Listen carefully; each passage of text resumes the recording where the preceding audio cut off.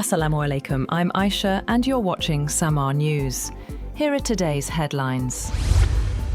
President Donald Trump has said that Washington is in very deep talks with Iran, but warned he is prepared to take strong military action if diplomacy fails. Speaking to Axios, Trump said there was not much time for negotiations, adding that talks must move quickly or not at all. Trump also said that Iran had asked for a meeting with Washington and that Tehran was the one requesting a pause in U.S. strikes. The U.S. president also said there was a chance of a deal, but warned the U.S. could resume military action if talks fail. He also said that Washington had a lot of ammunition and that he was pretty close to being on the same page with Israel's Benjamin Netanyahu on Iran. Yemen's Houthi rebels claim they have launched drone attacks on sensitive Saudi oil infrastructure, targeting points along the route carrying crude from eastern Saudi Arabia to the Red Sea port of Yanbu. Iranian media also reported a fire at the Abqaiq oil facility following drone and missile attacks, but the reports have not been independently verified. However, senior Houthi official Mohammed Tahir Anam said the group would continue attacking Saudi economic and military targets until the blockade on Yemen is lifted. Pakistan has strongly condemned drone attacks on Saudi Arabia, warning that such provocative attacks pose a grave threat to peace and stability across the region. The Foreign Office said Islamabad stands in solidarity with Riyadh and supports Saudi Arabia's sovereignty, territorial integrity, peace and prosperity. Iran has not asked to resume talks with the United States to end the war, and the situation in the Strait of Hormuz has not changed. Iran's Foreign Ministry spokesperson, Esmail Baghaei, said there are currently no direct negotiations with the US, adding that mediators are delivering their messages to Washington. He said the US violated all the provisions of the Memorandum of Understanding and that it was not possible to implement a unilateral agreement.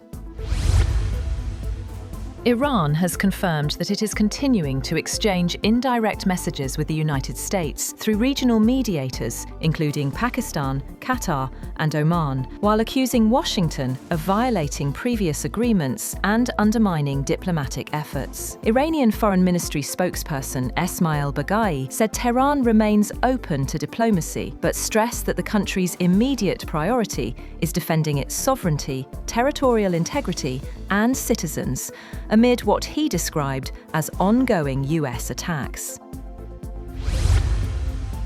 The U.S. Central Command says American forces have redirected 17 vessels while enforcing a naval blockade of Iranian ports. CENTCOM says its forces also disabled 2 vessels and boarded 2 others as part of the operation.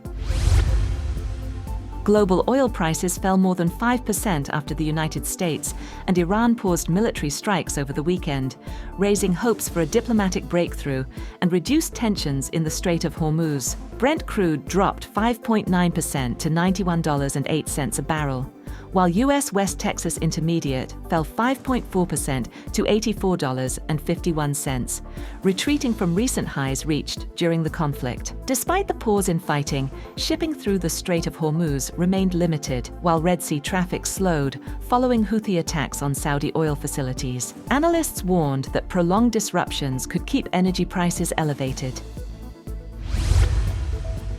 Israeli Prime Minister Benjamin Netanyahu arrived in the United States for talks with President Donald Trump, their first in-person meeting since the conflict with Iran began. The meeting will be Netanyahu's 8th with Trump since the US president returned to office and the first since February, before the US and Israel launched a joint aerial campaign against Iran. Netanyahu said the talks come amid regional challenges, as recent differences have emerged between Washington and Jerusalem over Middle East policy. The visit also comes ahead of Israel's October 27th election, with the Israeli leader facing political pressure at home. British Prime Minister Andy Burnham has announced plans to overhaul the UK's education system, pledging to give academic and technical education equal status to help reduce youth unemployment. Speaking during a visit to Derby, Burnham said the current system has focused too heavily on university pathways, leaving many young people behind. He pointed to countries such as Germany and the Netherlands as models for balancing academic and vocational education. Burnham also pledged to reduce the number of young people not in education, employment, or training, NEET, saying his government is committed to building an education system that offers equal opportunities for all students. That's all for now. For more updates, visit www.samaa.tv. Thank you for watching SAMAA News.